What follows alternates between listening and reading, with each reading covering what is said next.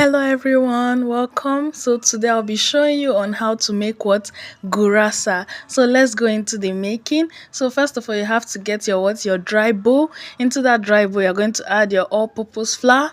So I added 4 cups of all-purpose flour. So this is the all-purpose flour. It has already been sieved. So there's no particle in it. Then you add your salt. I added 1 teaspoon of salt and about 5 tablespoons of sugar. That was what I added.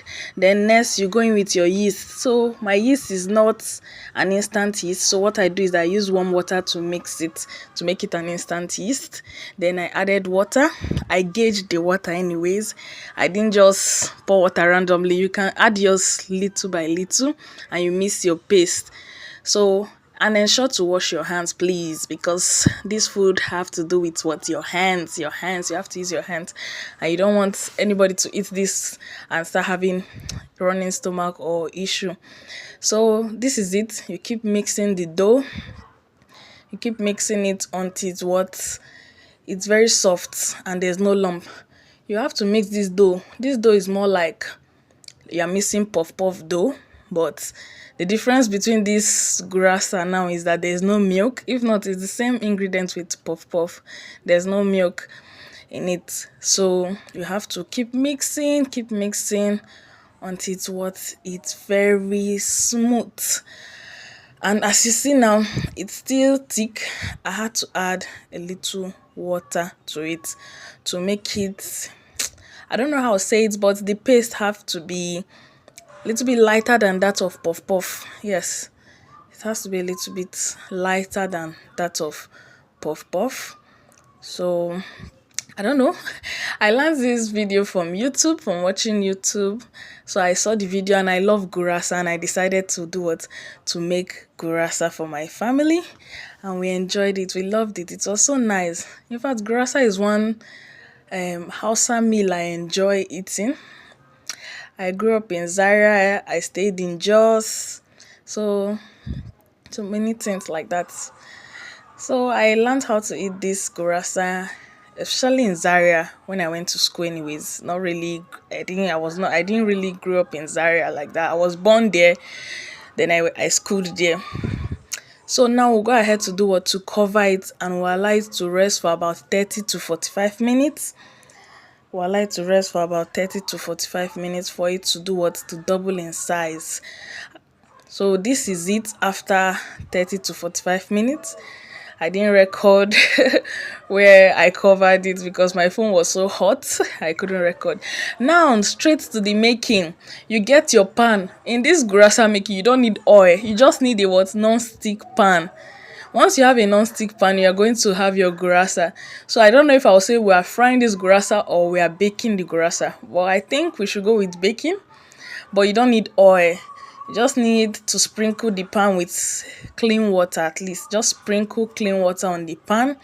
And then after doing this, you try to spread it out. Some people tend to use spatula to spread it out, but I decided to use my hands. My hands are clean. So then you do you got to cover it.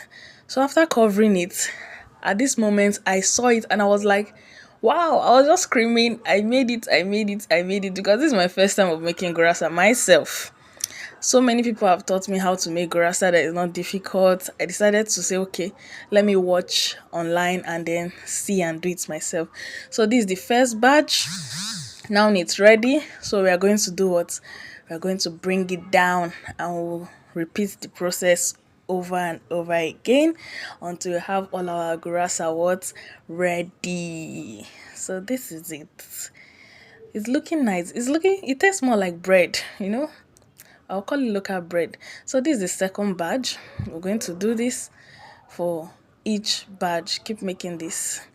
At this point, I was trying to make it a little bit lighter because the first one was somehow thick, very thick. So I was trying to make this one lighter by spreading it to make it lighter, The bread shouldn't be that heavy. You get. So this is it, and I wasn't watching when my gas had to just increase on its own and then it got burnt a little bit. So when you are doing yours, please try and make sure you lower the heat. Use medium heat. So this is all the gurasa we got from that dough or from that paste. Then this is the garnishing I'm going to making use of. I use cabbage, carrot, and this is my quilly. So after doing that, since I did that for long, I had to use clean water to do what? To adapt it in clean water because you don't want it to be too dry and for the quilly to be attached to the dough. You have to do what? To dap it in water, clean water. Some people tend to use potash water. I don't know why. I think I'm going to make a research on why they tend to use potash water. That's the kanwa. Some people dissolve kanwa and they use it. So next you have to go in with what? With your oil. This is vegetable oil. I heat the vegetable oil on fire with some onion in it to give it that flavor. Then I went in with my kwili yaji. I went in with what? My cabbage, my carrot. You add some vegetable oil again for it to do what? To combine, to marinate. Some people tend to garnish their own gurasa with tomatoes, cucumber, onions, and what have you. Just do what suits you. Some people eat their gurasa with just the quilly like that. And the quilly, I bought it and then I decided to add, I think, about 1 cube of Maggi star in it to give it that sweet taste. And voila, here is our gurasa. Very, very what? Yummy, easy to make. So tell me guys if you'll be trying this meal. I love you. See you in my next video. Bye.